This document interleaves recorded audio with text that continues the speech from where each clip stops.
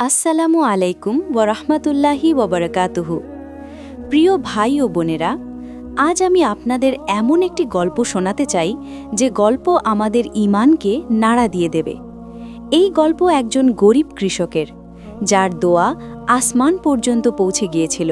এক প্রত্যন্ত গ্রামের প্রান্তে থাকত সেই কৃষক।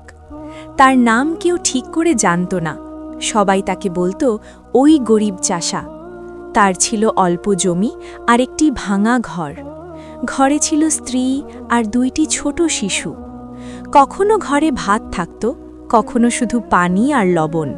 কিন্তু তার হৃদয়ে ছিল অটল ঈমান। প্রতিদিন ফজরের আজানে সে ঘুম থেকে উঠত। ছেঁড়া লুঙ্গি আর পুরনো গামছা পরেই সে অজু করত। নামাজ শেষে সে দুই হাত তুলে কাঁদত।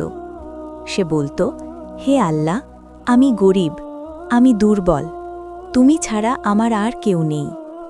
গ্রামের ধনীরা তাকে দেখে হাসত, কিছু বলতো না, চুপচাপ মাঠে চলে যেত। এক বছর ভয়ঙ্কর খরা এলো। সব কৃষকের জমি শুকিয়ে গেল। এই গরিব কৃষকের হাতে ছিল শেষ কিছু বীজ। সে বলল, আল্লাহ আছে।